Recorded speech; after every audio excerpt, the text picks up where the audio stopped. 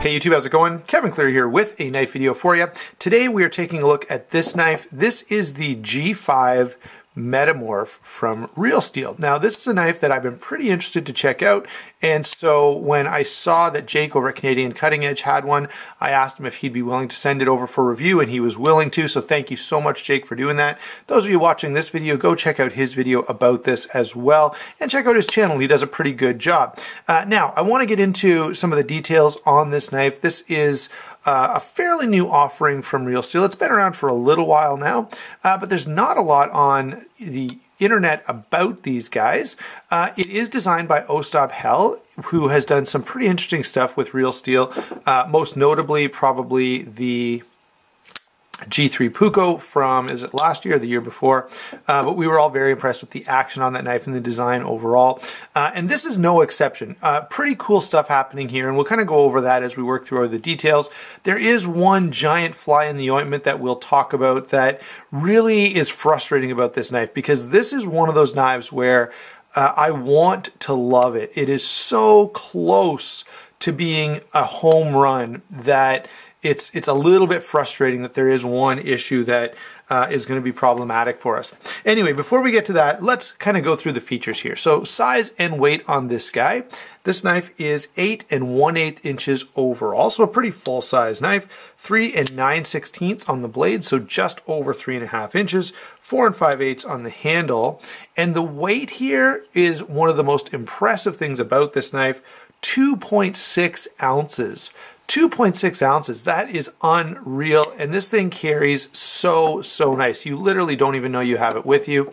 I'm gonna struggle with this through the whole video, so I'm not gonna bother trying to keep it, angled properly. It's just gonna sort of sit there crooked for us. Anyway, really love the size and weight on this guy. Very slim, very lightweight, great sort of gentleman's dress carry, and that's where I think this knife definitely would shine. I wouldn't call this sort of a heavy-duty EDC knife.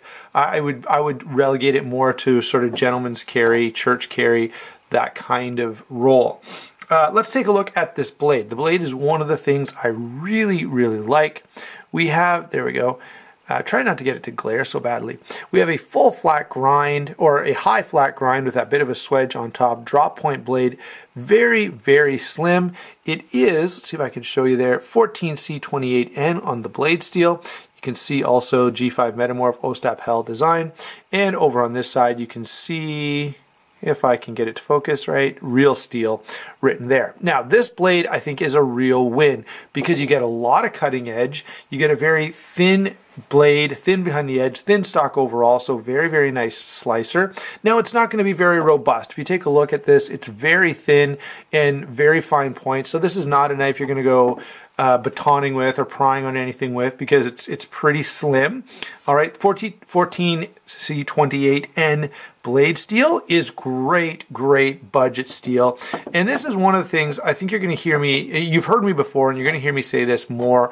If some of the sort of budget-friendly companies that we're more used to talking about, the CRKTs and Kershaws of the world would switch to this steel, it would be such a huge win for knife users.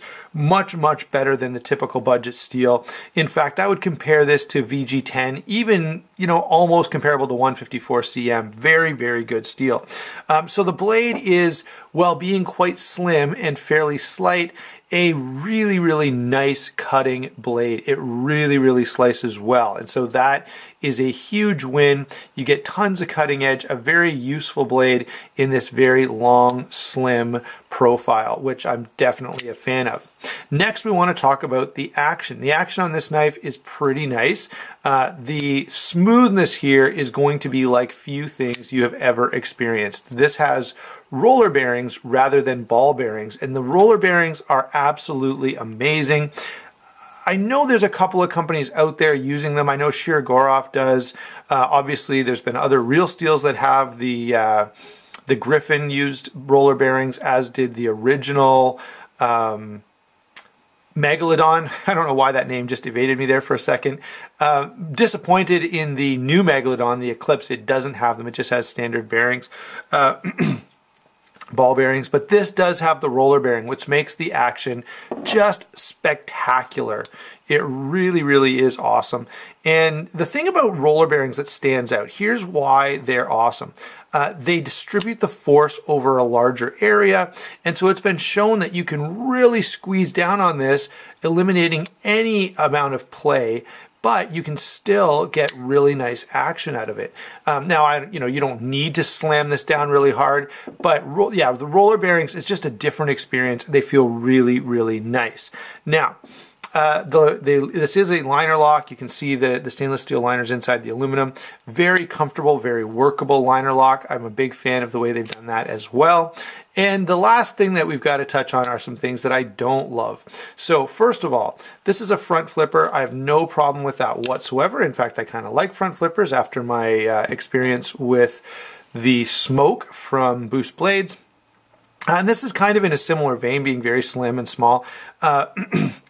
This one, though, has one issue. The detent is a little stiffer, and the tab here doesn't come up as high above the pivot, which means you have less leverage and makes it much more difficult to deploy. If this had like an 1/8 of an inch or even a 1/16 of an inch more length, it would be much, much more comfortable. And so while I can get this to deploy pretty reliably, I do have some problems sometimes. Now, here's the other issue with this. This is primarily an ergonomic issue, but it really affects deployment.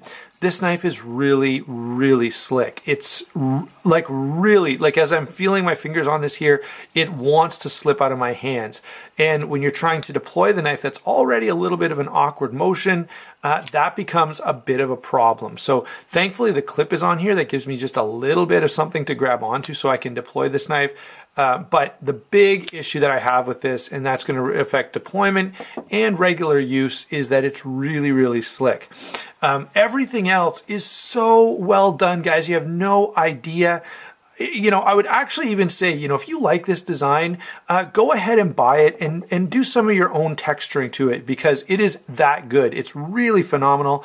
The action is amazing. The lockup is solid. Everything is comfortable about it.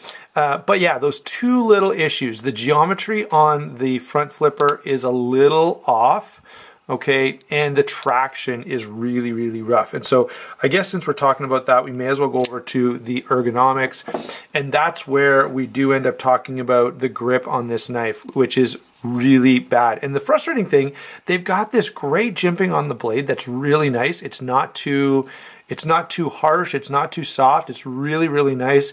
The blade is comfortable in hand, there's no hot spots, the pocket clip just kind of melts away. And so for all those aspects, it's really, really good. But the one big issue with this is the fact that it's so darn slippery. And that really drives me crazy, because honestly, everything else is so well done that I want to be able to just rave about how amazing this knife is. And in many ways it is, but then there's this glaring problem with it being just too slick. So I end up having to focus on that rather than all the good that's here. And there is a lot of good. So let's go ahead now and look at the construction. It is aluminum handles, very, very nicely done. Check this out. I think this knife is probably going to retail around $60, $70. Look at the floating backspacer. That is so cool. Now, I will say this. It would be really, really neat to see RealSteel doing an option here. So instead of the same color, there are a bunch of different colors of these. It'd be really cool to see the backspacer switched out between, you know, the different colors that are there. So maybe take this and put it in a knife that's maybe a toned down color, a black or a silver, and put the black or silver backspacer in here. But that's purely an aesthetic thing. I've got to say though, I love the floating backspacer. That's really, really impressive. I love how they've integrated the lanyard hole back here. Now there's one other thing on construction that I don't love. By the way, the screws are going all the way through and into steel, which again, total win. So there's many, many things to like here. Again, I even love the stainless steel liners. They're milled out to save weight, but there are a couple things in here. So look in the back of the knife there. Inside, that is really, really rough. You know, it looks like something I cut out with a hacksaw, and that's a little sad on a knife that has everything else going so well. All right, so In terms of construction, really nice. I love the way they've done this knife. I love the way they've done the backspacer and the integrated lanyard hole. They put this together really well. The roller bearings are fantastic, and I mean fantastic. But the big elephant in the room is going to be that this knife is so darn slick that it's really, really hard to hold on to. And that's amplified right now. Like, I'm telling you guys, this is really, really slippery. It feels like a Teflon frying pan or something, rather than a knife that I'm going to need to hold on to do some kind of hard cutting task. And that's really, really frustrating. Because, as I keep saying, everything else is so good, guys. I really, really like it. By the way, this is available in a bunch of different colors, so I think I kind of mentioned that when I was talking about the backspacer there. So if you don't like this one, yeah, go ahead and pick out another one. Finally, let's go ahead and do some comparisons. The first knife, and it kind of suffers from a similar problem, it's not as bad though, is going to be the G3 Puko. But look how much slimmer and just classier the G5 is. This is such an impressive design, and that's why I keep coming back to how disappointing it is that it's so slick. So move the Puko out of the way. It's a little bit slick as well, but not nearly as bad. What else have we got here? So here's a, whoops. Here's an Amcusta Tactility, you know, similar size, similar function. I'd say sort of a gentleman's light duty EDC knife. What do we got here? There is the Spyderco Manix Lockback, just to give you a size comparison. Lots of people are familiar with that. An aluminum knife that's considerably better in its traction plan. And this is where they should have gone with these knives. So this, of course, is the Kershaw Knockout. And this is it's anodized aluminum just like this, but it's sort of that powdery finish that you get on Benchmades or this, or a number of other, most aluminum knives that are, you know, anodized aluminum have this sort of powdery finish, and it's much grippier than this guy is. The other thing this could have benefited from was to somehow integrate a line or some texturing in there, which would have been really, really appreciated. Let's see. I've got the Sebenza here. It was just my EDC today. This is the Inkosi, I guess I should say.